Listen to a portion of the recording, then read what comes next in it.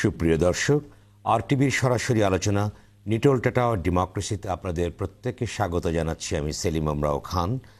আজ আমাদের আলোচনার বিষয় বাংলাদেশের রাজনীতি ও বৈশ্বিক সন্ত্রাসবাদ। আর এই বিষয়ে আলোচনা করবার জন্য আজ স্টুডিওতে উপস্থিত আছেন বাংলাদেশ আওয়ামী লীগের কেন্দ্রীয় উপকমিটির সহ সম্পাদক রাশেক রহমান এবং রয়েছেন বিএনপির মুখপত্র ধানের শীষ পত্রিকার সম্পাদক ডক্টর সাখাওয়াত হোসেন সায়ন্ত। দর্শক, আপনি আলোচনায় অংশ নিতে পারেন। টেলিভিশনের পর্দায় দেখানো নম্বরে ফোন করে আপনি প্রতিক্রিয়া দিতে পারেন, মতামত জানাতে পারেন, প্রশ্ন করতে পারেন। যাওয়া যাক মূল আলোচনা, বাংলাদেশের রাজনীতি ও বৈশ্বিক সন্ত্রাসবাদ। আমরা প্রথমেই আলোচনা করব যে দর্শক, আপনারা জানেন এর ভিতরেই গত শুক্রবার রাতে ফ্রান্সের রাজধানী প্যারিসে জঙ্গি হামলা হয়েছে। এই হামলায় 128 জন নিহত হয়েছেন এবং শত মানুষ আহত হয়েছেন। 3 দিনের জাতীয় শোক ঘোষণা করা হয়েছে এবং দ্বিতীয় মহাযুদ্ধের পর ফ্রান্সে এই প্রথম জরুরি অবস্থা ঘোষণা করা হয়েছে এবং আইএসের দায় স্বীকার করেছে এবং বিশ্বব্যাপী প্রতিক্রিয়া সৃষ্টি যে বাংলাদেশে এ থেকে পিছিয়ে নেই। প্রধানমন্ত্রী শেখ হাসিনা বলেছেন যে জঙ্গিবাদের মোকাবেলায় তিনি ফ্রান্সের সঙ্গে বিশ্ব অন্য দেশের সঙ্গে কাজ করতে আগ্রহী রয়েছেন এবং বাংলাদেশের রাজনীতিতে এর অভিঘাতকে নিয়ে আলোচনা করবার জন্য দুজন বিশেষ রাজনীতিবিদ আমাদের স্টুডিওতে উপস্থিত আছেন। প্রথমেই ডক্টর সাখাওয়াত হোসেন সায়ন্ত। আপনি তো জানেন যে ফ্রান্সে কি ঘটেছে, প্যারিসের ঘটনাটি ঘটেছে এবং অনেক লোক নিহত হয়েছেন। সারা বিশ্বব্যাপী প্রতিক্রিয়া দেখা দিয়েছে এ নিয়ে যে সন্ত্রাসবাদের যে বিস্তার সারা বিশ্বব্যাপী ঘটছে, এ নিয়ে আতঙ্কিত সবাই রয়েছে। বাংলাদেশের প্রেক্ষাপটে আপনি বিষয়টিকে কীভাবে মূল্যায়ন করবেন? ধন্যবাদ আপনাকে। ফ্রান্সের প্যারিসে যেটি ঘটল এটা অত্যন্ত উদ্বেগজনক এবং এটার নিন্দা বিশ্বের এমন কোনো মানুষ, আমি বোধ করি বিবেকবান মানুষ থাকা উচিত নয় বা নেই যারা এটার নিন্দা করে না। কারণ এখন এই গ্লোবালাইজেশনের যুগে পৃথিবীর কোনো দেশ বা কোনো সমাজই বিচ্ছিন্ন নয়। যে কোনো জায়গায় একটা ঘটনা ঘটলে তার ঢেউ অন্য জায়গায় গিয়ে লাগে। সেই জন্য সারা পৃথিবী এখন এই যে বৈষয়িকভাবে হোক কিংবা সন্ত্রাস দমনের বিষয় হোক, রাজনীতি হোক, গণতন্ত্র হোক, বিভিন্ন বিষয়ে এই যে ঐক্যবদ্ধ হওয়ার চেষ্টা, সেটা যখনই নস্যাৎ হয় তখনই দেখা যায় বিভিন্ন রকম এরকম সন্ত্রাসী কর্মকাণ্ড যেটা হওয়া। ফ্রান্সে এবার যেটা আজকে এএফপির একটি রিপোর্টে ইউরোপের 1980 সাল থেকে পর্যন্ত যত হামলা হয়েছে তার মধ্যে সবচেয়ে ভয়াবহ 8টি হামলার উপরে বা এরকম নৃশংসতার উপরে তারা রিপোর্ট করেছে এবং সেখানে এই ফ্রান্সের এইবারের এই হামলাটাকে দ্বিতীয় ভয়াবহতম হামলা হিসেবে চিহ্নিত করেছে। এর আগে আমরা জানি যে 2004 সালে স্পেনের মাদ্রিদে যে ট্রেনে হামলা হয়েছিল সেটাকে সবচেয়ে ভয়াবহ তারা বলছে। এখন ক্যাটাগরিতে সবচেয়ে ভয়াবহ বা কম সেদিকে না গেলেও বলা যায় যে 1980 থেকে এই পর্যন্ত এরকম বড় বড় ইউরোপে অন্তত 8টি ঘটনা ঘটেছে। এই জানুয়ারি মাসেই ফ্রান্সের আগেও আরেকটি ঘটনা ঘটেছিল। সেখানে ব্যঙ্গচিত্র প্রকাশের অভিযোগে শার্লি আবদো যে একটি পত্রিকা অফিসে ঢুকে সেখানকার সংবাদকর্মী সহ নিরাপত্তা প্রহরী এইরকম মিলে বেশ কয়েকজনকে হত্যার ঘটনা ঘটেছিল এবং তারপরে ফ্রান্স সেটার জন্য বিভিন্ন অভিযান চালিয়ে এর জন্য যারা অভিযুক্ত ছিল তাদেরকে ধরা, শাস্তির আওতায় আনা কিংবা তাদেরকে হত্যার ঘটনাও ঘটেছিল। এখন এই যে দেখেন যে জঙ্গিবাদের যে নেটওয়ার্ক, সেই নেটওয়ার্কটা কখনো আঞ্চলিক জঙ্গিবাদ হলে সেটা অঞ্চলভিত্তিক হয়, কিন্তু আন্তর্জাতিক জঙ্গিবাদ যেগুলি সেগুলি একটা দেশের বা সমাজের মধ্যে গণ্ডিবদ্ধ থাকে না। সেটি রাষ্ট্রের সঙ্গে রাষ্ট্রের, সমাজের সঙ্গে সমাজের বিস্তৃত নেটওয়ার্ক তৈরি হয় এবং তাতে পৃথিবীর যেখানে একটু উর্বর ভূমি তারা পায় সেখানেই তারা বিস্তার লাভ করে। এবং ঘটনার কারণটা কি মনে করেন যে যেখানে গণতন্ত্র আছে, যেখানে বাক স্বাধীনতা আছে, কিন্তু সেখানে ঘটনাটি কেন ঘটে এত নিরাপত্তার ভিতরে, সেখানে কেন ঘটলো এবং আইএস যাই দায় স্বীকার করলো কেন? কারণটা কি এখানে ঘটে? আইএস যে কারণ, ওরা তো কারণও বলেছে কেন করেছে। তারা সিরিয়ার কথা উল্লেখ করেছে যে সিরিয়া সহ কিছু দেশে তারা ইসলামপন্থীদের দমন নিপীড়নের যে বিষয়টা, এটি আইএস ভালোভাবে নিচ্ছে না বলে এই কারণটি তারা উল্লেখ করেছে। সেই ক্ষেত্রে কারণ যাই দেখাক, কারণ যাই দেখাক এর কোনো ন্যায্যতাই নাই, কোনো ন্যায্যতা খোঁজার প্রশ্নই নেই যে কেন করলো। তার আগে আপনাকে রুটে যেতে হবে যে এই ধরনের সন্ত্রাসবাদ একের পর এক আজকে আইএস করেছে। আইএস এইভাবে হামলা করার ঘটনা আমরা সংবাদ মাধ্যমে দেখছি 2-3 বছর, যদিও 2001 সাল থেকেই আইএসের কার্যক্রমের বিভিন্ন খবর আমরা পাই, কিন্তু এইরকমভাবে ব্যাপক হারে হামলার ঘটনা গত 2-3 বছর। এর আগেও তো যেটি বললাম যে 8টি বড় হামলার ঘটনা বলছে 1980 থেকে, এর আগেও বিভিন্ন গ্রুপ, সশস্ত্র গ্রুপ এরকম হামলা করেছে। আশিক রহমান, এর প্রতিক্রিয়াটি বাংলাদেশ কি হতে পারে? যেহেতু যেটি বলবার চেষ্টা করেন সায়ন্ত, যে এটি বৈশ্বিক যে ঘটনাটির এর একটি কনসিকুয়েন্স বা কার্যকারণ সম্পর্ক আছে, কিন্তু বাংলাদেশের প্রতিক্রিয়া কি? যদিও স্বরাষ্ট্রমন্ত্রী বলেছেন যে বিশ্বের অস্থিরতার একটি অন্যতম কারণ হচ্ছে যেটি ফ্রান্সে যে ঘটনা ঘটল, আসলে বাংলাদেশের ইম্প্যাক্টই হতে পারে। এবং চলমান যে রাজনৈতিক প্রক্রিয়া চলছে, আমরা আমাদের দেশেও আইএসআইএস একটা ভাব বিভিন্ন সময় পত্রিকায় দেখছি এবং এ নিয়ে বিতর্ক রয়েছে, এর কি ইম্প্যাক্ট হতে পারে বাংলাদেশে? আপনাকে ধন্যবাদ। প্রথমেই আপনার হয়তো মনে আছে, আপনার একটা অনুষ্ঠানে আমি বেশ কিছুদিন আগে বলেছিলাম, হায়দারাবাদে ইরাকের প্রধানমন্ত্রী তিনি একটা কথা বলেছিলেন, তার ভীতি ছিল যে আজকে আইএসএল, আইসিস এই নামে যে দানবীয় শক্তি মধ্যপ্রাচ্যে দেখা যাচ্ছে, তা একসময় লেভেন্ট রিজন, অর্থাৎ যেই রিজনটাকে ফেলে দিয়ে আজকে প্যারিসে তাদের কর্মকাণ্ড, বা যেটা একটু আগে সায়ন্ত সাহেব বললেন যে 2004 সালে স্পেনে এটা যে ব্যাপকভাবে ছড়িয়ে পড়বে, এই আশঙ্কাটি আজ সত্য প্রমাণিত হচ্ছে। বাংলাদেশের উপরে এর কি প্রভাব, সেই জায়গায় যাওয়ার আগে আমার মনে হয় একটা জিনিস বলা খুব দরকার। সেটা হচ্ছে যে সোভিয়েত রাশিয়ার পতনের পরে মার্কিন যুক্তরাষ্ট্র এই যে এক মেরুকরণের পৃথিবীর নেতৃস্থানীয় জায়গায় চলে গেলেন, ইউনিপোলার ওয়ার্ল্ড যেটা আমরা বলে থাকি, সেই জায়গায় আপনি দেখবেন যে এই বর্তমান মার্কিন যুক্তরাষ্ট্রের যে প্রশাসন, বিশেষত বারাক ওবামা এবং তার প্রশাসন, তারা আমি মনে করি খুব একটা দায়িত্ব জ্ঞানের মধ্য দিয়ে আসলে সত্যিকার অর্থে মধ্যপ্রাচ্যের এই সিচুয়েশনটাকে ট্যাকেল করতে পারেননি। আসাদ সরকারকে ডিসম্যান্টেল করার প্রয়োজনীয়তা হয়তোবা থাকতে পারে, লিবিয়ায় গাদ্দাফিকে হয়তোবা সরিয়ে দেওয়ার প্রয়োজনীয়তা থাকতে পারে, আবার জুনিয়র বুশ তার কাছে যদি যাই তাহলে সাদ্দাম হোসেনকে হয়তোবা সরিয়ে দেওয়ার প্রয়োজনীয়তা থাকতে পারে। কিন্তু এদেরকে সরিয়ে দিতে গিয়ে ওই অঞ্চলে আপনি এমন একটি দানবীয় শক্তিকে প্রকারে পরোক্ষভাবে বা সরাসরিভাবে একটা জায়গা করে দিলেন, এবং দেখা গেল যেখানে রাজনৈতিক নেতৃত্ব, সামরিক নেতৃত্বের কোন রকম কোনো চর্চা গত 40-50 বছরে দেখা যায় নাই, সেখানে আপনি প্রতিটা দেশের আর্মারি খুলে দিচ্ছেন, অর্থাৎ বিচ্ছিন্ন বিচ্ছিন্ন গোত্রগুলোর হাতে অস্ত্র শস্ত্র মরণাস্ত্র চলে যাচ্ছে, পাশাপাশি অর্থায়নের যে সূত্রটা সেটার সাথেও তারা সম্পর্কিত হয়ে যাচ্ছে। তাতে করে যেটা হয়েছে যে আজকে এই আইএস বা আইএসএল, আইসিস, তারা কিন্তু সম্পূর্ণভাবে নিয়ন্ত্রণহীন একটি ঘোড়ার রূপে রূপান্তরিত হয়েছে। অর্থাৎ চাওয়া হয়েছিল এক জিনিস, কিন্তু হচ্ছে আরেক জিনিস।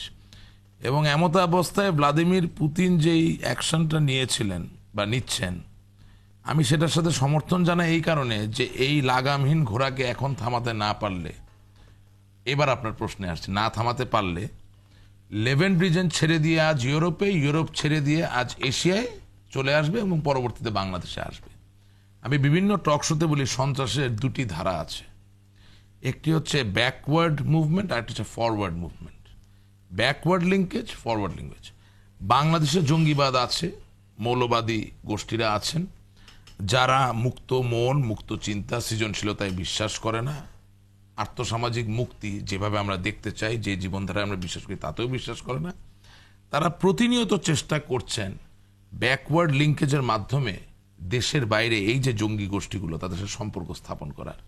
এবং এটা হলে যেটা হবে, তখন এই যে বিশ্বের একটি জায়গায় মোতায়েনকৃত জঙ্গিবাদী পদাতিক বাহিনী, তাদেরই একটি অংশে আমাদের দেশের জঙ্গিবাদরা বা মৌলবাদরা আরেকটি পদাতিক বাহিনীতে রূপান্তরিত হবে, এবং তখন এটাকে কন্টেইন করা হয়ে যাবে খুব ডিফিকাল্ট। তবে আশার ব্যাপারটা হচ্ছে এই যে বাংলাদেশ সরকার, বঙ্গবন্ধু কন্যা জননেত্রী শেখ হাসিনা, তিনি যথেষ্ট আন্তরিক, সাহসিকতার সাথে এবং বিশ্বায়নের এই যুগে বিশ্বের কোন কোন শক্তির সাথে কি ধরনের সমঝোতার মধ্য দিয়ে আমাদের দেশের আভ্যন্তরীণ পরিস্থিতিকে নিয়ন্ত্রণে রাখবেন, তার জন্য তিনি বদ্ধপরিকর। এবং আপনি ইতিমধ্যে কিছু নাশকতা দেখেছেন বাংলাদেশে, সেগুলোকে সরাসরি বাইরের সাথে সম্পর্ক স্থাপন না করানো গেলেও সেই ঘটনাগুলো যদি তদন্ত করে সত্যিকার ঘটনার উদ্ঘাটন করে নির্মূল না করা যায়, তাহলে এক সময় গিয়ে টেক্সটাইল কিন্তু রাশিদ রহমান, আপনি বললেন যে প্রধানমন্ত্রী শেখ হাসিনা বেশ শক্ত অবস্থায় নিয়েছেন, জিরো টলারেন্সের কথা বলেছেন, কিন্তু বাংলাদেশে কিন্তু গত কয়েক মাসে বেশ কয়েকটি ঘটনা ঘটেছে যেগুলো অস্বীকার করবার উপায় নেই। কিন্তু রাজনৈতিক ঐক্যমত না থাকলে আপনি কি বলেন যে এই প্রক্রিয়াটাকে নির্মূল করা সম্ভব হবে? আমি সেই জায়গাটায় আসছি। আমাদের দেশের একটি রাজনৈতিক অপশক্তি, আমি বলবো রাজনৈতিক অপশক্তি, জাতীয়তাবাদী দল জামাতে ইসলামী, তাদের নেতৃস্থানীয় ব্যক্তিগণ যারা 1971 সালে রাজাকার আলবদর আল শামস ছিলেন, তারা আজ মনে করছেন বাংলাদেশের ভিতরে অভ্যন্তরীণভাবে এসব জঙ্গিবাদ মৌলবাদদের দ্বারা সন্ত্রাস নাশকতা সৃষ্টি করার মধ্য দিয়ে এমন একটা পরিস্থিতি হয়তোবা তৈরি করা যেতে পারে যেখানে ক্ষমতার লিপ্সা চরিতার্থ করা যাবে এবং অবশেষে 1971 সালে রাজাকার আলবদর আল শামস তাদের যে বিচার প্রক্রিয়া তাকে রহিত করা যাবে। এই হচ্ছে মূল গেমটা। আমার ভিত্তিটা যে জায়গায় আমি ঐক্যমত বলুন বা সাকাম করা বলুন অথবা শুভবুদ্ধির বোধোদয়ের ব্যাপারটা বলুন, সেই জায়গায় আমি মনে করি জাতীয়তাবাদী দলের উচিত অন এন ইমিডিয়েট বেসিস জামাতে ইসলামী এবং তার সাথে সম্পর্কিত যে দানবীয় শক্তি যারা এই ধরনের অপকর্ম, এই যে আগুন সন্ত্রাস, পেট্রোল বোমা আপনি দেখেছেন, 90 দিনের টানা নিরপরাধ মানুষকে হত্যা করা, জ্বালিয়ে দেওয়া, পুড়িয়ে দেওয়ার যে সন্ত্রাস দেখেছেন, এসব কাজ পরিহার করে জনবান্ধব কর্মসূচির দিকে আসবে। তাতে করে যেটা হবে, আমাদের একটা জিনিস অনুধাবন করা দরকার, বাঙালির বিশেষত, যে যুদ্ধটি পৃথিবীতে চলছে ওই যুদ্ধ তো আমাদের যুদ্ধ না, কিন্তু অবশ্যই যারা আমাদের মিত্র, আমাদের বন্ধু, তাদেরকে আমরা সহযোগিতা করব। আমাদের সত্যিকার যুদ্ধ তো দারিদ্র্যকে জয় করা, আমাদের সত্যিকার যুদ্ধ তো অসুস্থতাকে জয় করা, আমাদের সত্যিকার যুদ্ধ 1000 বছর ধরে যে সমৃদ্ধির স্বপ্ন আমরা দেখেছি কিন্তু পূরণ করতে পারি নাই, সেই স্বপ্নকে পূরণ করার যুদ্ধ হচ্ছে আমাদের যুদ্ধ। সেই জায়গায় গিয়ে আমি মনে করি শুধুমাত্র এটা তো বাংলাদেশ আওয়ামী লীগ বা সরকারের দায়িত্ব হতে পারে না। আর আমি আজ অবধি বিরোধী শক্তির পক্ষ থেকে এমন কোনো প্রস্তাবনা দেখিনি যে প্রস্তাবনার মধ্য দিয়ে বাংলাদেশে আজ যে নাশকতাগুলো চলছে এগুলোর জন্য হবে না, এর কোনো নিশ্চয়তা কিন্তু আমি দেখি না। একটু পরে হয়তো বা ডক্টর সায়ন্ত বলতে পারেন যে একটা জায়গায় গণতান্ত্রিক চর্চা, ওনাদের মতে যেটা গণতান্ত্রিক চর্চা, সেটা হলে সন্ত্রাস কম হয়, সংঘাত কম হয়, মৌলবাদের বিস্তার কম হয়। কিন্তু দেখুন, France a very Democratic country, ফরাসি দেশের মতো ফ্রান্সের মতো গণতান্ত্রিক চর্চা প্রশ্ন নাই, কোনো সন্দেহ নেই। সেই জায়গায় আজকে দেখেন এই নাশকতা, এই জঙ্গিবাদ, এই মৌলবাদ কিন্তু ছড়িয়ে গেছে। অর্থাৎ শুধুমাত্র ক্ষমতায় যাওয়ার জন্য ক্ষমতা, নিজেকে ধনবান করার জন্য ধনবান বা ক্ষমতা, দুর্নীতি করার জন্য ক্ষমতা এবং দূরদর্শিতাবিহীনভাবে একটি রাষ্ট্রকে পরিচালনা করার জন্য ক্ষমতা প্রয়োজন, সেটা হলে আপনি বাংলাদেশে শান্তি বজায় রাখতে পারবেন তা কিন্তু না। বরঞ্চ আমি বলি যে মাননীয় প্রধানমন্ত্রী শেখ হাসিনার প্রত্যেকটা আন্তর্জাতিক ক্ষেত্রে পদক্ষেপগুলো যদি আপনি দেখবেন যে এই নাশকতা, এই সন্ত্রাসে আঞ্চলিক সহযোগিতা, দেশে দেশে সহযোগিতা এবং গ্লোবাল পার্সপেক্টিভে একটা ইন্টিগ্রেটেড সলিউশন দেওয়ার যে সদিচ্ছা, সেটা তিনি বারবার প্রকাশ করেছেন। এবং আজকে পৃথিবীর বৃহৎ রাষ্ট্রগুলো তার উপরে, আর যাই হোক, সন্ত্রাসকে মোকাবেলা করার ক্ষেত্রে যথেষ্ট আস্থা রাখেন। এবং একটা জিনিস কি, আমাদেরকে বাঙালি হিসেবে একটা জিনিস মনে রাখতে হবে, নোম চমস্কি একজন খুব আমরা দার্শনিক, তিনি একটা কথা বলছিলেন যে everyone is worried about terrorism, but there is a very easy way to solve this, that is let's not participate in it.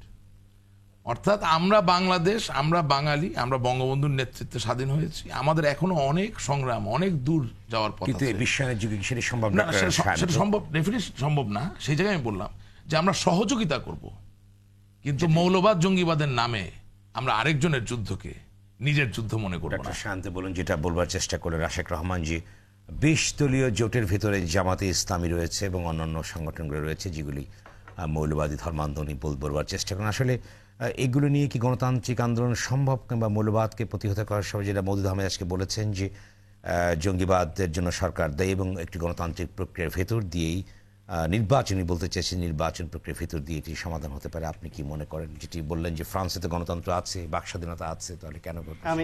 আমি বলছি এই বিষয়ে খুব বিস্তারিত আলোচনায় যেতে চাই না, কারণ প্রতিনিয়ত এই কথা বারবার বলা হচ্ছে। আমি মনে করি দর্শকরা অলরেডি জানে, যেটা ওনারা বলছেন যে, আপনিও বলছিলেন যে এই ধর্মভিত্তিক রাজনীতি যারা করে, কিংবা আপনাদের ভাষায় জঙ্গিবাদ, তাদের নিয়ে আসলে গণতান্ত্রিক আন্দোলন সম্ভব কি না, এটা সম্ভবত জামায়াত ইসলামী 20 দলীয় জোটে আছে, সেটা উনি উল্লেখ করেছেন। সেটা আসলে গণতান্ত্রিক মুভমেন্টের মতো যদি করা যায়, সেখানে কে সঙ্গে আছে কে নাই ওটা গুরুত্বপূর্ণ না, এটা আওয়ামী লীগ প্রমাণ করেছে 96 সালে জামায়াতকে নিয়ে তারা কৌশলগত জোট করে যুগপৎ আন্দোলনের মাধ্যমে তৎকালীন বিএনপির কাছ থেকে আদায় করে নিয়েছিল তত্ত্বাবধায়ক সরকার প্রথা। তখন তারা কাঁধে কাঁধ মিলিয়ে হাতে হাত মিলিয়ে যুদ্ধ করে প্রমাণ করেছিল যে জামায়াতের মতো একটা দলকে নিয়েও গণতান্ত্রিক মুভমেন্ট চালানো যায়। এখন সমস্যা হচ্ছে, হ্যাঁ, বাংলাদেশে এটা বাস্তবতা যে যেভাবেই নেন, দুইটা প্রধান শক্তি হচ্ছে আওয়ামী লীগ এবং বিএনপি। এই দুইটা ক্ষমতায় যাওয়া বা ক্ষমতায় থাকার প্রতিযোগিতা করতে গিয়ে এই যে আশপাশের দলগুলোকে, কমিউনিস্টদের কেউ ডেকে এনে আলহাজ বানাচ্ছেন, আবার কেউ ধর্মাশ্রয়ী রাজনীতিকে টেনে নিচ্ছেন। আমাদের আওয়ামী লীগের মতো যারা অসাম্প্রদায়িক দল বলে দাবি করে, তাদের সাধারণ সম্পাদক ছিলেন প্রয়াত আব্দুল জলিল সাহেব, তিনি গিয়ে ধর্মভিত্তিক দলের সঙ্গে মুচলেকা দিয়ে গিয়ে দস্তখত করে আসছিলেন। আপনি সাংবাদিক, নিশ্চয়ই সব জানা আছে। সুতরাং এই দুইটা দলই ক্ষমতার জন্য অন্যান্য যে দলগুলিকে টানছে, সবই সবসময় ন্যায্য না, এবং এই দোষে উভয় গ্রুপই কম বেশি দুষ্ট। সুতরাং আপনি শুধু একতরফা এক পক্ষকে গালি দিলে এটি আমি মনে করি ঠিক হবে না। আর দু একটা জিনিস একটু বলি, যে আপনি বলছিলেন যে বাংলাদেশে কি প্রতিক্রিয়া হতে পারে ফ্রান্সে যে আক্রমণ হলো, সেটার প্রতিক্রিয়া কি হতে পারে সেটা তো সুদূর প্রসারী ব্যাপার। তার থেকে বড় হলো আমাদের কিছু শিক্ষণীয় ব্যাপার আছে। এটা প্রতিনিয়ত দেখছি, তবু আমরা শিখছি না। এই ঘটনা ঘটার পরে ফ্রান্সের প্রেসিডেন্ট এবং আমেরিকার প্রেসিডেন্ট বারাক ওবামা বলছেন, we don't want to speculate, অনুমান ভিত্তিক কাউকে সন্দেহ করা, প্রচার করে এটা করতে চাই না। ওবামাও বলেছেন, ওলাদও সেটি বলেছেন, উনিও বলেছেন, উনি নিশ্চিত হওয়ার পরে আইএস কে দায়ী করেছেন যে আইএস করেছে, এবং আইএস স্বীকারও করেছে। বাংলাদেশে একটা কিছু ঘটার পরেই ক্ষমতার শীর্ষ পর্যায় থেকে যে আগেই বলে দেওয়া হয় আঙ্গুল তুলে যে এটা ও করেছে বা ওরা করেছে, এইখান থেকে বের হয়ে যাওয়া, যেটা দেখেন এত বড় ঘটনার পরেও কোনো প্রতিপক্ষ রাজনীতিক বা অন্য কারো দিকে আঙ্গুল তুলে রাজনীতি করতে যায়নি। সত্যিকার অর্থেই তারা নিশ্চিত হয়ে যেদিকে মুভমেন্ট করা দরকার সেটা করছে। আর একটা হচ্ছে যে এই যে যেটা বলছিলেন যে বাংলা মানে ফ্রান্সে ডেমোক্রেসি আছে, সব প্র্যাকটিস হচ্ছে, তারপরে কেন হচ্ছে? একটা সোসাইটিতে জঙ্গিবাদের উত্থানের জন্য, আনরেস্ট হওয়ার জন্য, সহিংসতা হওয়ার জন্য গণতন্ত্র একমাত্র উপাদান না, আরও উপাদান আছে। ফ্রান্সে যেসব যারাই ঘটনাটা ঘটাচ্ছে তাদের দৃষ্টিতে ওইখানে অনেক রকম ঘটনা ঘটে, আপনি বিশ্লেষণ করলে পাবেন। সেখানে হেজাব নিষিদ্ধ করা, স্কুল কলেজে বন্ধ করা, এটা নিয়েও একটা রিয়াকশন ছিল। যদিও আমি মনে করি যে কোনো কিছুর কারণে এরকম হামলা হতে পারে না, এটা কোনোভাবেই গ্রহণযোগ্য না। তারপরও সেখানে অন্য এলিমেন্ট বা অন্য কোনো উপসর্গ কাজ করে থাকতে পারে। বাংলাদেশের বেলায় যেটা, আপনি গত ফেব্রুয়ারিতে ইউরোপীয় ইউনিয়নের পার্লামেন্টে তারা দীর্ঘমেয়াদী শুনানির পরে একটা সিদ্ধান্তে উপনীত হয়েছিল বাংলাদেশ বিষয়ে। বলছিল যে বাংলাদেশকে যদি বিরোধী রাজনীতিকদের রাজনীতি করতে দেওয়া না হয়, এইভাবে কোণঠাসা করা হয়, বিরুদ্ধ মত দমন করা হয়, তাহলে এই সুযোগে যারা প্রতিক্রিয়াশীল, যারা জঙ্গিবাদের সঙ্গে কোনোভাবে সম্পৃক্ত, তারা স্পেসটা দখল করে নিবে এবং বাংলাদেশে জঙ্গিবাদের উত্থান হবে। তার নমুনা আমরা দেখতে পাই। আমি মনে করি না বাংলাদেশে আইএস আছে, আবার এটাও মনে করি না নাই। এটা তখনই বলা যাবে যদি তদন্ত করে। গণতান্ত্রিক একটা সরকার ছিল, তখন কেন 63 ডিস্ট্রিক্টে বোমা ব্লাস্ট করা হলো? আমি তো আগেই আপনাকে বলেছি, এর উত্তর দিয়ে নিয়েছি যে গণতন্ত্র একমাত্র উপাদান নয়।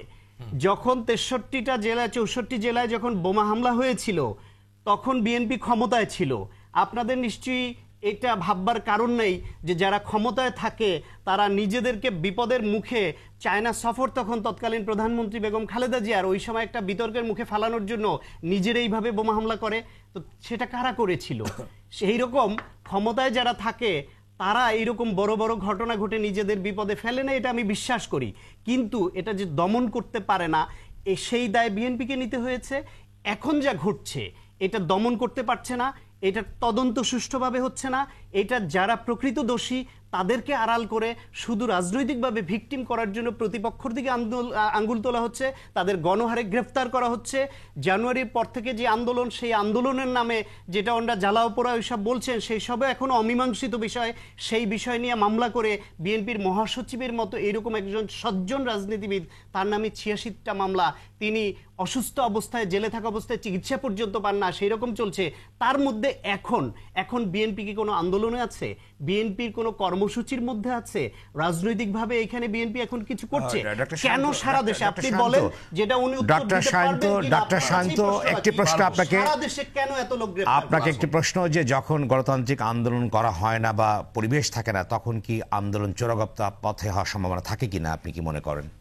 আমি আগের কথায় আবার ফিরে যাই, যে যারা গণতান্ত্রিক আন্দোলন করবার শক্তি, তারা কোনোভাবেই অগণতান্ত্রিক পথে যেতে চায় না। কারণ হচ্ছে তারা জানে যে ক্ষমতায় যাওয়ার একমাত্র পথ হচ্ছে নির্বাচন এবং গণতান্ত্রিক প্রক্রিয়া। তবে যদি সরকার এবং প্রধান বিরোধী দল উভয়ের মধ্যে এরকম সংঘর্ষে লিপ্ত হয়, অবিশ্বাসে লিপ্ত হয়, ভাইটাল ইস্যুতে, জাতীয় ইস্যুতে মতৈক্যে আসতে না পারে, সেই সুযোগে তৃতীয় পক্ষ, চতুর্থ পক্ষ, নানান পক্ষ থাকে, তারা ওই সুযোগটা নেয় এবং এতে বিস্তার লাভ করে হচ্ছে গিয়া জঙ্গিবাদ, সন্ত্রাসী সংগঠন এবং দেশ বিরোধীরা। যেটা ডক্টর শান্ত বলবার চেষ্টা করলেন, যে যেটি আছে, যে আমরা দেখেছি যে বিভিন্ন সময় জঙ্গিবাদের হামলা হচ্ছে এবং প্রধানমন্ত্রী শেখ হাসিনা জিরো টলারেন্স, কিন্তু এদের উৎসমুখ কেন অনুসন্ধান করা সম্ভব হচ্ছে না, কেন তদন্ত করা হচ্ছে না? আপনি প্রশ্ন উত্তর দেবেন, তার আগে দর্শক টেলিফোনে আছেন, প্রশ্ন নিয়ে নি। দর্শক, আপনার পরিচয় দিয়ে সংক্ষেপে প্রশ্নের উত্থাপন করুন। হ্যালো, আসসালামু আলাইকুম। ওয়ালাইকুম আসসালাম। আমি মোহাম্মদ রমজান আলী, পার্বত্য খাগড়াছড়ি পানছড়ি উপজেলা থেকে বলছি। আপনার ভলিউমটি কমিয়ে দিন দর্শক। জি, আমার ভলিউম একদম জিরোতে চলে আসছে। তো আমি বিনয়ের সহিত প্রশ্ন করতে চাই রাশেদ স্যারের কাছে। গত কিছুদিন আগে দুজন বিদেশি মারা গেল, তার প্রেক্ষিতে বিভিন্ন দেশ, বিশেষ করে আমেরিকা বা অন্যান্য যে সমস্ত শক্তিশালী দেশগুলো আছে, তারা বাংলাদেশে রেড অ্যালার্ট জারি করলো। সেই প্রেক্ষিতে আমি প্রশ্ন করতে চাই যে ফ্রান্স তো অত্যন্ত শক্তিশালী রাষ্ট্র এবং তাদের নিরাপত্তা ব্যবস্থা এবং অন্যান্য যা তাদের যেই। দর্শক ধন্যবাদ, আপনাকে আমাদের সঙ্গে থাকুন। রাশেক রহমান যেটা বলবার চেষ্টা করলেন, যে বাংলাদেশে দুজন মারা যাওয়ার পর রেড অ্যালার্ট জারি করা হয়েছিল, কিন্তু ফ্রান্সে এত লোক মারা গেল, সেখানে কি রেড অ্যালার্ট কেন অন্য অন্য দেশের জন্য জারি করা হচ্ছে? এবার বাংলাদেশে তো পারতো রেড অ্যালার্ট জারি করতে বাংলাদেশি মানুষের জন্য। আসলে বিষয়টা কি? আমি একটু তাত্ত্বিক জায়গায় যাওয়ার আগে ডক্টর সায়ন্তের যে প্রান্তিক কথাগুলো ওগুলো একটু জবাব দিয়ে আমি চলে যাচ্ছি। প্রথম কথা হচ্ছে, বাংলাদেশ আওয়ামী লীগ জামাতে ইসলামের সাথে কোনোদিন কোনো অবস্থায় কোনো রকম জোটগতভাবে আন্দোলন করেন নাই। জামাতে ইসলামী বিএনপির বিরুদ্ধে আন্দোলন করেছেন, আওয়ামী লীগও করেছেন, এক সময় হয়ে গেছে। এটা পৃথিবীর দুই জায়গার দুই বিচ্ছিন্ন ঘটনা, কাকতালীয়ভাবে একই সময় হয়েছে। এখন এটাকে অনেক সময় বলা হয়, আমি বিনয়ের সাথে বলতে চাই, বাংলাদেশ আওয়ামী লীগের কোনো অবস্থায় কোনোদিন জামাতের সাথে কোনো যোগসাজশ বা জোট ছিল না। গেল দুই, ইউরোপিয়ান ইউনিয়নের কথাটা তিনি যেটা বলেছেন, কিছুদিন আগে ইউরোপিয়ান ইউনিয়নের সবচেয়ে শক্তিশালী সদস্য রাষ্ট্র জার্মানির যিনি হিজ এক্সেলেন্সি রাষ্ট্রদূত, তার সাথে আমার কথা বলার সৌভাগ্য হয়েছে। তিনি আমাকে একটা জায়গায় বলছিলেন যে দেখো, তোমাদের দেশে তো সমস্যা থাকবে, কারণ হুসেইন মোহাম্মদ এরশাদ সাহেব বাংলাদেশকে একটি ইসলামিক রাষ্ট্র হিসেবে ঘোষণা দিলেন, সেখান থেকেই অসাম্প্রদায়িক যেই একটা দেশ হওয়ার কথা ছিল সেটি নষ্ট হয়ে গেল। তো সচরাচর বাংলাদেশের রাষ্ট্রদূতদেরকে আমরা বাঙালিরা যখন মেলামেশা করি, তখন খুব তৈলমর্দন শব্দটা কি ব্যবহার করা ঠিক হবে? মানে আমরা খুব নরম ভাবে কথা বলার চেষ্টা করি। গল্প আছে যে তৈলশাস্ত্র ব্যবহার করা যেতেই পারে, বাট সামহাও এটা আমার একটা দুর্বলতা যে আমি খুব একটা তৈলমর্দন করায় বিশ্বাস করি না। আমি তাকে সোজাসুজি বললাম যে আপনি রাষ্ট্রদূত হিসেবে আপনি কি জানেন যে বাংলাদেশের সংবিধানের 36 ধারা এটিকে বিলুপ্ত করেন মেজর জেনারেল জিয়াউর রহমান, যেখানে পরিষ্কার বলা ছিল যে বাংলাদেশে কোনো রাজনৈতিক দল ধর্ম নিয়ে রাজনীতি করতে পারবে না। অর্থাৎ হুসেইন মোহাম্মদ এরশাদ যে বুঝলেন যে ধর্মকে দেশের পরিচয়ের সাথে সন্নিবেশিত করলে কিছু জনপ্রিয়তা পাওয়া যাবে, এই পরিবেশ সৃষ্টির পিছনে তো সবচেয়ে প্রথম হাত ছিল জিয়াউর রহমানের। এবং তখন তিনি সম্মানীয় ব্যক্তি, তিনি বলেন তাই নাকি, এটা তো আমি জানতাম না। পরবর্তীতে আমি তাকে বললাম যে 1979 সালের পলিটিক্যাল পার্টি অর্ডিন্যান্স, যেটাকে অনেকে পিপিআরও বলে, পলিটিক্যাল পার্টি রেগুলেশন, এটাও যদি আপনি পড়ে দেখেন, আপনি দেখবেন যে জামাতে ইসলামী এবং তার শিবির, মুসলিম লীগ এবং বিভিন্ন ধর্মভিত্তিক দল কিভাবে অপারেট করতে পারবে, এটার প্রাতিষ্ঠানিক অনুমোদন প্রাতিষ্ঠানিক রক্ষা কবচ হিসাবে এটি কাজ করে। সুতরাং বাংলাদেশের সাম্প্রদায়িক যে রাজনীতি, যার ভয়ে আজকে উনিও চিন্তিত, আমরাও চিন্তিত, সেই সাম্প্রদায়িক ধর্মভিত্তিক রাজনীতির বীজ বপন করেন major general Ziaur Rahman. whether anybody likes it or not, these are facts. এগুলো দলিল দিয়ে প্রমাণ করা সম্ভব। এবং আমি একটা অনুষ্ঠানে বহুবার বলেছি যে রাজাকার মৌলানা আব্দুল মান্নানকে নিজে হাতে মেজর জেনারেল জিয়াউর রহমান সাহেব ক্ষমা করেন তার 8টি 1971 সালে সংগঠিত মানবতা বিরোধী অন্যায় থেকে। আমি সেই জায়গায় বিষয় না, এখানে সমস্যাটা হচ্ছে কোথায়? রাজনৈতিক চর্চা আপনি করবেন না কেন? এই জন্যই আমাকে জিজ্ঞেস করলেন যে আমরা কি এখন কোনো রাজনৈতিক কর্মকাণ্ডে আছি কিনা। জাতীয়তাবাদী দলের তো আসলে রাজনৈতিক কর্মকাণ্ডের প্রয়োজন নাই, যেটা আপনি একটু আগে বলেছেন। জাতীয়তাবাদী দল এবং জামাত ইসলামী যখন ক্ষমতায় ছিল তখন কি তারা 21শে আগস্টের মতো গ্রেনেড হামলা করার মধ্য দিয়ে বঙ্গবন্ধু কন্যাকে হত্যা করার চেষ্টা করেন নাই? তারা কি আওয়ামী লীগের মতো একটি গণতান্ত্রিক দলকে নিশ্চিহ্ন করার চেষ্টা করেন নাই? আবার জাতীয়তাবাদী দল এবং জামাত ইসলামী যখন ক্ষমতার বাইরে, যখন তাদের দলের শীর্ষ পর্যায়ের কিছু কিছু 1971 সালে চিহ্নিত যুদ্ধাপরাধীদের বিচার হচ্ছে, তখন আন্দোলন থাকুক বা না থাকুক তারা কি 90 দিন বা 100 দিন ধরে আগুন সন্ত্রাস করেন নাই? পেট্রোল বোমা দিয়ে মানুষকে পুড়িয়ে মারেন নাই? সুতরাং আমাকে যদি উনি জিজ্ঞাসা করেন যে বিএনপির তো কোনো ঘোষিত রাজনৈতিক কর্মকাণ্ড নাই, তারপরেও গ্রেপ্তার করা হচ্ছে কেন, এটা তো বুঝতে পারার মতো দক্ষতা বা বুদ্ধি ওনার নিশ্চয়ই আছে। কারণ এই দলটি সুদূর থেকে রিমোট কন্ট্রোলে লন্ডন থেকে তারেক জিয়ার নির্দেশনায় এবং অন্যান্য নাশকতা প্রেমী মানুষদের নির্দেশনায় বরাঙ্গবর চক্রান্তের সাথে জড়িত আছে। এবং আজকে তাবেলার যে হত্যাকাণ্ড, সেটার তদন্তে যেটা বেরিয়ে এসেছে, জাতীয়তাবাদী দলের কমিশনার কাইয়ুম সাহেব এবং তার ভাই তো সরাসরিভাবে সম্পৃক্ত। তাহলে কেন আমরা এটা মনে করতে পারি, এই যে আপনি প্রশ্ন করলেন এবং দর্শকও প্রশ্ন করেছেন, যে এত নাশকতা হচ্ছে, এত লোককে গ্রেপ্তার করা, সবগুলো সূত্রে আমরা পৌঁছাতে পারছি না, উৎসে পৌঁছাতে পারছি না? এটার কারণটা হচ্ছে একজন সন্ত্রাসী, একজন জঙ্গিবাদ, একজন মৌলবাদ, একজন নাশকতাকারীকে যখন রাজনৈতিকভাবে আপনি রক্ষা করবেন, রাজনৈতিক পর্দায় যখন তাকে আচ্ছাদিত করবেন, তখন তাকে বিচারের আওতায় নিয়ে এসে বিচার করাটা তো খুব স্বাভাবিকভাবেই বিলম্বিত হবে। আর বাংলাদেশের বাস্তবতা কি? বাংলাদেশের বাস্তবতা হচ্ছে 17 কোটি মানুষ, প্রত্যেক মানুষ কম বেশি প্রত্যেক মানুষের বন্ধু বা আত্মীয়। সেই জায়গায় যখন একটি জাতীয়তাবাদী দলের মতো একটি দল, এটা তো অস্বীকার করার কোনো উপায় নেই যে তাদের যারা হামলা করছে তাদেরকে তদন্ত করতে বাধা কোথায়, তাদেরকে গ্রেফতার করতে বাধা কোথায়? আমি ছোট্ট একটা উদাহরণ দিতে চাই। 13ই জানুয়ারি 2015 সাল মিঠাপুকুর রংপুরে যেখানে পেট্রোল বোমা মারার মধ্য দিয়ে একই সাথে 7 জনকে হত্যা করা হয়েছিল, সেই মামলাটি কিন্তু বিচারাধীন এবং চলছে, এবং এটা কিন্তু খুব দ্রুত সম্পন্ন হবে। বিচার যে হচ্ছে না, তদন্ত যে হচ্ছে না তা না। আমাদের দেশের সমস্যা হচ্ছে যে আমরা সবকিছু নিয়ে শুরু করি কিন্তু শেষটা দেখি না। আমাদের গণমাধ্যম ওই সময় যেই পরিমাণ সোচ্চার ছিল প্রতিটা পেট্রোল বোমার বিচারের ব্যাপারে বা গ্রেপ্তারের ব্যাপারে, আজকে এই ব্যাপারটা কিছুটা হলেও থিতিয়ে গেছে। সত্যিকার অর্থে আপনি আদালত থেকে যদি খবর নেন, তাহলে আপনি দেখবেন যে সমস্ত দেশে যত পেট্রোল বোমা রিলেটেড মামলা হয়েছিল এবং যারা গ্রেপ্তার হয়েছেন, তারা সকলেই বিচার প্রক্রিয়ার ভিতরে আছে। তবে হ্যাঁ, এটা তো দুঃখজনক হলেও সত্য যে মার্কিন যুক্তরাষ্ট্র বা যুক্তরাজ্যের মতো অত দ্রুত বিচার কাজ তো আমরা সম্পন্ন করতে পারি না, সেই দক্ষতা এখন আমরা। দর্শক, আপনারা দেখছেন নিটল টাওয়ার ডেমোক্রেসি অনুষ্ঠানে একটি বিরতি নিচ্ছি। বিরতির পর আবারও আলোচনায় সঙ্গেই থাকুন। দর্শক, বিরতির পর আবারও স্বাগত নিটল টাওয়ার ডেমোক্রেসি অনুষ্ঠানে। আলোচনা করছি বাংলাদেশের রাজনীতি ও বৈশ্বিক সন্ত্রাসবাদ নিয়ে। আলোচনা করছেন বাংলাদেশ আওয়ামী লীগের কেন্দ্রীয় উপ কমিটির সহ সম্পাদক রাশেক রহমান এবং রয়েছেন বিএনপির মুখপত্র ধানের শীষ পত্রিকার সম্পাদক ডক্টর সাকাওয়াত হোসেন শায়ন। তো আপনি যে কথা বলছিলেন যে উৎসমুখ আমরা কেন আবিষ্কার করতে পারছি না এবং কেন বিচার প্রক্রিয়া দৃশ্যমান হচ্ছে না, যারা সবচেয়ে বড় যে কারণে উৎসমুখটা পাওয়া যাচ্ছে না, সেটা হচ্ছে দেখেন, জন মেইনার্ড কেইনস যখন ম্যাক্রো ইকোনমিক্সের তত্ত্বগুলো দিচ্ছিলেন, এগুলো কাজ হচ্ছিল, তখন কি হলো? তিনি বলছেন যে একটা দেশ, একটা রাষ্ট্র যখন অর্থনৈতিক সংকটে পড়বে, তখন সেখানে পাবলিক সেক্টর বরোয়িং রিকোয়ারমেন্ট, পিএসবিআর বাড়ানো হলে যেটা হয় যে আপাত দৃষ্টিতে সমস্যাগুলোর সমাধান হয়ে যায় এবং সরকারকে এগিয়ে আসতে হয়। আপনি দ্বিতীয় বিশ্বযুদ্ধে একটা ছোট উদাহরণ আপনাকে দেই। 1930 সালে মার্কিন যুক্তরাষ্ট্র যখন গ্রেট ডিপ্রেশন, অর্থনৈতিক মন্দায় পড়লো, বেরিয়ে আসলো কিভাবে? দ্বিতীয় যুদ্ধের মধ্যে দিয়ে। অর্থাৎ সরকার ব্যাপকভাবে খরচ করা শুরু করলো ট্যাঙ্ক বানানোর উপরে, গোলা বারুদ বানানোর উপরে, এইসব জিনিস। এবং ওটারই একটা আধুনিক জঙ্গি রূপ হচ্ছে, আপনাকে প্রশ্ন করতে হবে পৃথিবীতে কারা অস্ত্র বানায়, কারা অস্ত্রের ব্যবসা করে। সংঘাত না থাকলে, যুদ্ধ না থাকলে তো যেই গোষ্ঠী অস্ত্র বানিয়ে চলে, যার মূল অর্থনৈতিক কাজ অস্ত্র বানানো এবং বিক্রি করা, তার তো আর ব্যবসার প্রসার হবে না। সুতরাং বৈষয়িক জায়গা থেকে যখন জিনিসটাকে আপনি শুধু বাংলাদেশে নিয়ে আসবেন, তখন আপনাকে চিহ্নিত করতে হবে বাংলাদেশে কারা অস্ত্রের ব্যবসা করেন, কারা অস্ত্রের ব্যবসায়ী, কারা এই নাশকতার মধ্য দিয়ে ব্যবসায়িকভাবে লাভবান হবেন। সেটা যদি আপনি চিন্তা করেন তাহলে আপনি দেখবেন প্রথমেই নাম চলে আসবে সালাউদ্দিন কাদের চৌধুরী, একেবারে গণমাধ্যম দ্বারা এটা পরিষ্কার। তারপরে নাম চলে আসবে মীর কাসেম আলী, তারপরে নাম চলে আসবে আলী হাসান মুজাহিদ সাহেব। সুতরাং এই যে রাজনৈতিক ব্যক্তিগুলো বহু বছর ধরে এই অস্ত্রের ব্যবসা, অস্ত্রকে ছড়িয়ে দেওয়া, অস্ত্রকে ব্যবহার করার প্রশিক্ষণ দেওয়া এবং এর সাথে সম্পর্কিত যা যা আর্থসামাজিক প্রতিষ্ঠান প্রয়োজন, অর্থনৈতিক প্রতিষ্ঠান প্রয়োজন, এই যে গড়ে তোলার যে ব্যাপারটা, এটা তো একদিনে হয়নি, এটা হতে 37 বছর লেগেছে, দীর্ঘ 37 বছর। এবং এই 37 বছরের ঘটে যাওয়া ঘটনাকে আপনি একদিনেই তার সূত্র উদ্ঘাটন করে ফেলবেন।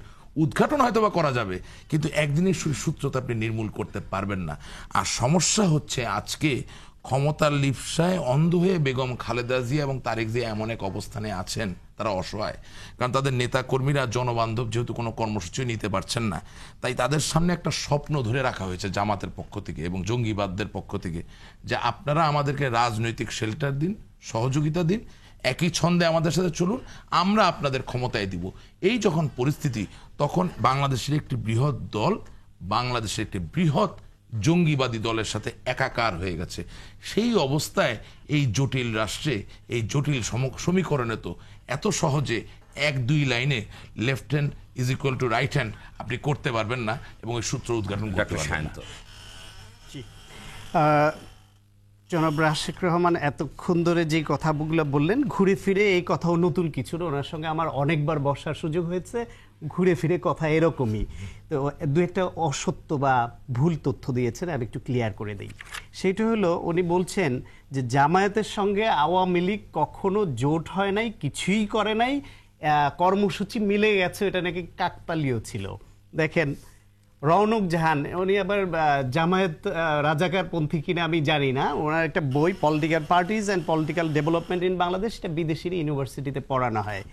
সেটা কি 43 পৃষ্ঠায় কি লিখছে যে জামায়াতের সঙ্গে ওই 96-এর ওই সময় আওয়ামী লীগের অ্যালায়েন্স হয়েছিল, উনি বলছেন টেকনিক্যাল অ্যালায়েন্স, পড়ে দেখতে পারেন।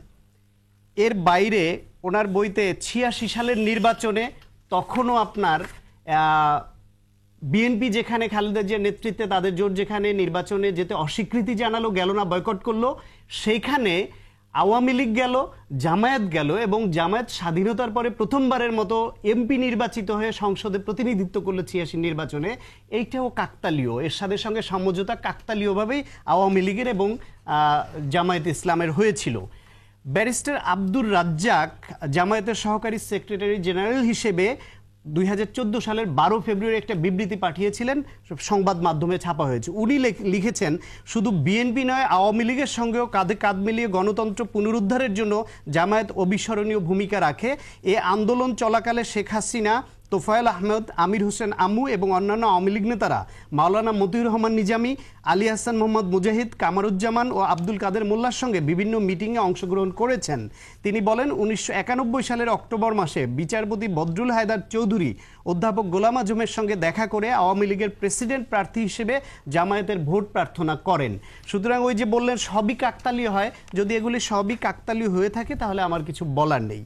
আর একটা বিষয় উনি যেটা বলছেন, আপনি প্রশ্ন করেছিলেন যে রুটে জামায়াতের সঙ্গে বিএনপির একটি রাজনৈতিক জোট, আপনাদের কি জামায়াতের সঙ্গে বিএনপির প্রকাশ্য একটা রাজনৈতিক জোট, এটা কি জোট? সেই জোটটা রাজনৈতিক জোট, কৌশলগত, সেই রাজনৈতিক জোটটা এখনো বহাল আছে। আদর্শের উপর ভিত্তি করে? এখনো না, আদর্শের উপরও না। এই জোটে 20টা দল আছে, 20 দলের আদর্শ কখনো এক হয় না। এর ভিত্তি হচ্ছে গণতন্ত্র পুনরুদ্ধার, এর ভিত্তি হচ্ছে একটি পার্টিসিপেটরি ডেমোক্রেটিক ইলেকশন আদায় করা, এর ভিত্তি হচ্ছে বাংলাদেশে গণতন্ত্র ফিরিয়ে আনার যে আন্দোলন, সেটা তার ভিত্তিতে হচ্ছে। কখনো যদি এই জোটের যে কোনো দল মনে করে যে তাদের আর জোট রাখার প্রয়োজন নেই, তারা ত্যাগ করবে, এটা যে কোনো সময় যে কেউ ত্যাগ করতে পারেন। এবার আসেন, আপনি বলছিলেন যে উৎসমূলে কেন বাংলাদেশ যেতে পারছে না, এই জঙ্গিবাদ সন্ত্রাস এদের বিচার হচ্ছে না কেন, ধরছে না কেন? উনি বলছেন যে হ্যাঁ, বিচার হচ্ছে, আমরা দেখতে পাই। শুধু জঙ্গিবাদ এই বিষয়ে না, সমস্ত বিষয়ে বিচার কোথায় কোথায় হচ্ছে, বেছে বেছে। যেটা ধরেন রাকিব এবং রাজনের 10 কার্য দিবসে কিন্তু বিচার হয়ে গেল, উই আর ভেরি হ্যাপি। কিন্তু গাইবান্ধার আওয়ামী লীগের যেই বেসামাল এমপি গুলি করে শিশুকে গুলিবিদ্ধ করেন, তিনি ফুলের মালা নিয়ে আবার বেরিয়ে যান। আবার দেখেন আপনি সাগর রুনির মতো সাংবাদিক হত্যাকাণ্ড, তার বিচার এতদিনও আপনাদের সাংবাদিক হিসেবে তারা জনপ্রিয় ছিলেন কলিগ, সেটা আলোর মুখ দেখে না। দেখেন নারায়ণগঞ্জের 7 খুনের মামলা, সেইটাও প্রথমে কিন্তু এই বিএনপির উপরই দোষ চাপানো হয়েছিল ক্ষমতার শীর্ষ পর্যায় থেকে। পরবর্তীতে সেটা সংবাদ মাধ্যম এবং জনরোষের চাপে তারা আসলো, কি বেরিয়ে আসলো, সরকারি দলের একজন প্রভাবশালী এমপি, তার জামাতা, তিনি লেফটেন্যান্ট কর্নেল ওইখানকার র্যাবের, তিনি মূল এই খুনের সঙ্গে জড়িত এবং জড়িত করা আওয়ামী লীগের নেতা নূর হোসেন, যাকে ফিরিয়ে আনা হয়েছে বাংলাদেশে। তার গডফাদার কারা সেটা টেলিফোন কনভারসেশন সংবাদ মাধ্যমেই আমরা দেখেছি, কারা তাকে বর্ডার পার হতে সাহায্য করেছিল। এই যে 7 জন, এবং সংবাদ মাধ্যমে এরকম আছে, আসলে আমরা 7 খুন বলছি, সেইখানে মাঝি সহ প্রত্যক্ষদর্শী আরো 4 জনকে মেরে ফেলা হয়েছিল বলেও সংবাদ মাধ্যমে আসছে, যদিও তার তদন্ত হয়নি, আমরা তার সত্য জানতে পারিনি। এখন এই যে বিভিন্ন জায়গায় বিচারের যে কথাটা আপনি বলছেন, বাংলাদেশে এত এই যে ব্লগার হত্যাকাণ্ড হলো, ব্লগার হত্যাকাণ্ডের মধ্যে আমরা দেখলাম যে তৃতীয় লিঙ্গের 1-2 মানুষ তারা ওই জঙ্গিদের ধরে পুলিশের হাতে দিয়ে দিল, অথচ সরকার, তার পুলিশ, গোয়েন্দা সংস্থা কিছু করতে পারে না।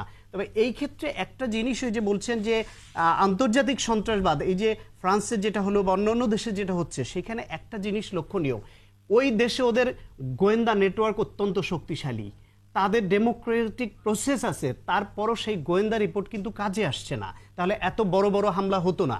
এর মানেটা হচ্ছে যদি কখনো টার্গেটেড কিলিং হয়, টার্গেটেড হামলা হয়, তখন গোয়েন্দা দিয়ে এইভাবে উদ্ধার পাওয়া যায় না। সেই জন্য আপনাকে শুধুমাত্র দমনের দিকে না গিয়ে, শুধুমাত্র বিচারের দিকে না গিয়ে, আপনাকে উৎসমূলে যেতেই হবে এবং খুঁজে বের করতেই হবে এটা কেন। আপনি বলুন যে ডেমোক্রেসির সঙ্গে ধর্মভিত্তিক রাজনীতি কতটা সহযোগিতাপূর্ণ বা সাংঘর্ষিক, আপনি কি মনে করেন যে বাংলাদেশে আসছে ধর্ম ইসলাম এবং অন্যদিকে আবার ধর্মভিত্তিক রাজনৈতিক দলগুলো আমাদের সাংবিধানিকভাবে রাজনীতি করতে পারছে, তাহলে গণতন্ত্রের মূল স্পিরিটের সঙ্গে এটা কি স্ববিরোধী কিনা, আপনি কি মনে করেন? যে এটা হচ্ছে কান্ট্রি টু কান্ট্রি ভ্যারি করে, একটা দেশে কান্ট্রি টু কান্ট্রি ভ্যারি করে। হ্যাঁ, গণতন্ত্রের সংজ্ঞা যদি ধর্মভিত্তিক দল একটা দেশের পূর্ণ গণতন্ত্র মেনে, সেই দেশের সংবিধান মেনে, তারা দেশপ্রেমিক ব্যক্তি হিসেবে গণতান্ত্রিক প্রক্রিয়ায় যদি রাজনীতি করেন, ধর্মভিত্তিক রাজনীতি মানে ধর্মান্ধের রাজনীতি নয়, ধর্মান্ধের রাজনীতি নয়। তাহলে কিভাবে সেই ক্ষেত্রে যদি রাষ্ট্র মনে করে যে ধর্মভিত্তিক রাজনীতি এই রাষ্ট্রে, এই সমাজে রাখা উচিত নয়, তাহলে সমঝোতার ভিত্তিতে সরকার এবং বড় দলগুলোকে ঐক্যমত। আপনি মনে করেন যেগুলো অপসারণের প্রয়োজন আছে কিনা? আসলে রিয়েল ডেমোক্রেসি, আপনার ডেমোক্রেসির কথা বলেন, রাজনৈতিক দলগুলো এগুলোকে অপসারণের জন্য আসলে ধর্মভিত্তিক রাজনীতি বন্ধ করা প্রয়োজন আছে কিনা, খুব সংক্ষেপে বলেন। হ্যাঁ, সংক্ষেপে আপনি প্রশ্ন করেছেন আমি কি মনে করি। আমার ব্যক্তিগত মত হচ্ছে ধর্মকে রাজনীতিতে টেনে না আনা ভালো, রাজনীতি রাজনীতির মতো হবে, ধর্ম ধর্মের জায়গায় থাকবে, আমরা ধর্মপ্রাণ মানুষ ধর্ম মানবো, রাজনীতির জায়গায় রাজনীতি করব। ধন্যবাদ আপনাকে। ধন্যবাদ ডক্টর সায়ন্ত। আপনার সাথে একটা জিনিস বলতে চাই, মানুষ যখন তঞ্চকতাপূর্ণ অসত্য কথা ভরপুর কোনো লেখা লেখে, ওটা কিছুদিন পড়লেই বোঝা যায়। আপনি তো একটা জায়গায় পড়ে শুনিয়েছেন, আমি এই প্যারাটার দিকে আপনাকে দৃষ্টি আকর্ষণ করব। এখানে তারা বলছে, উনি একবারও বলছেন না যে জামাতি ইসলামী রাজনৈতিক দল হিসেবে এই দেশের রাজনীতি করা নিষিদ্ধ ছিল। তিনি বলছেন জামাতি ইসলামী সদিচ্ছায়, নিজ ইচ্ছায় একটা সময় গিয়ে রাজনীতি করা শুরু করেন, যেখানে আমি একটু আগে সংবিধানের 36 অনুচ্ছেদের কথা বললাম। এবং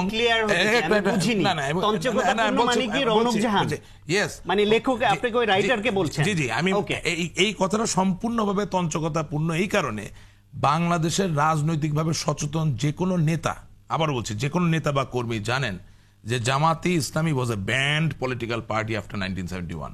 উনি একজন সিনিয়র সাংবাদিক, আমি যে ভুল করে থাকি উনি ঠিক করে দিবেন, এবং এটাও উনি জানেন।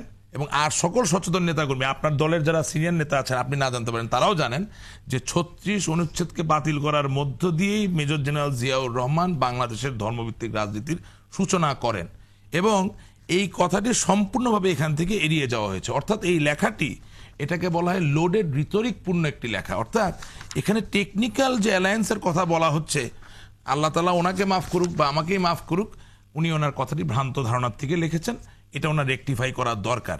1 2 নাম্বার হচ্ছে টেকনিক্যাল অ্যালায়েন্সের যদি কথা হয়, আমি বিভিন্ন গণমাধ্যমে বিএনপির বিভিন্ন নেতাকে বলতে শুনেছি যে জামাতি ইসলামীর সাথে তাদের শুধুমাত্র এটা জোটগত একটি ব্যবস্থা, যেখানে উনি বলছেন গণতন্ত্র তারা পুনরুদ্ধার করতে চান। আমার ওনার কাছে প্রশ্ন, যেই জামাতি ইসলামীর গঠনতন্ত্র পড়লে এটা পরিষ্কার হয়ে যায় যে তারা নিজেরাই গণতন্ত্রে বিশ্বাস করে না, তাদের সাথে জোটবদ্ধ হয়ে আপনি কিভাবে গণতন্ত্র পুনরুদ্ধার করবেন, এটা আমার মনে প্রশ্ন থেকে যায়। আর নূর হোসেনকে ইন্ডিয়ার থেকে ফিরিয়ে নিয়ে আসা হলো, সেটার জন্য কোনো সাধুবাদ জানালেন না, যেটা এই আজ অবধি হয়নি। লেফটেন্যান্ট কর্নেল যার কথা বললেন তিনি অন্তরীণ অবস্থায় বিচারের সম্মুখীন হয়েছেন, সরকার তাকে বিচারের সামনে নিয়ে এসেছে, সেটার জন্য আপনি ভালো কিছু বললেন না, আপনি শুধু নেগেটিভটাই ধরছেন। আমার কথা হচ্ছে বাংলাদেশ আজ পরিবর্তিত, আপনি চারিদিকে তাকিয়ে দেখুন, প্রতিটি জায়গায় সরকার নিষ্ঠার সাথে চেষ্টা করছে প্রত্যেকটি চাঞ্চল্যকর হত্যাকাণ্ডের সমাপ্তি আনার জন্য। আপনাকে সহযোগিতা করতে হবে।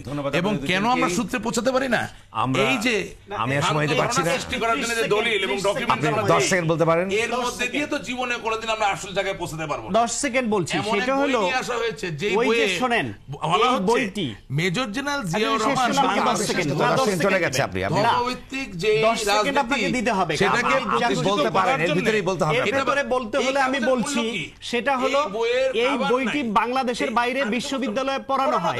আওয়ামী লীগের এই এক সমস্যা, যার কথা ওনার সঙ্গে মিলবে না তারাই তঞ্চক, তারাই শান্ত সময় দেওয়ার জন্য। দর্শক দেখছেন ইন্টারভিউ ডেমোক্রেসি অনুষ্ঠান সম্পর্কে মতামত দিতে ইমেল করুন democracy@rtv.tv তে। সঙ্গে থাকার জন্য ধন্যবাদ। ভালো থাকুন, নিরাপদে থাকুন।